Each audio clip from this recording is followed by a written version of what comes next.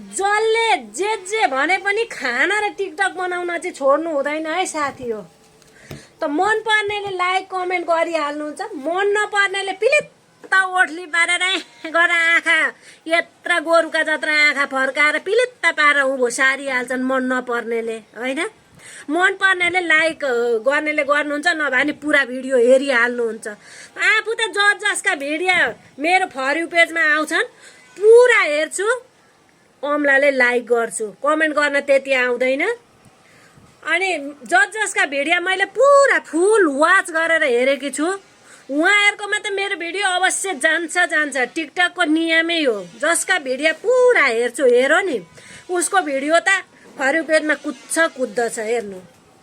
अनि रिस गर्नेलाई रिस गरिरहन् न, रिस गर्नै दिनुपर्छ हैन। मन पर्नेले लाइक गर्नुपर्छ, पुरा हेर्नुपर्छ। जिन्दगी मरि जाने चोला जे होला पो रहेछ।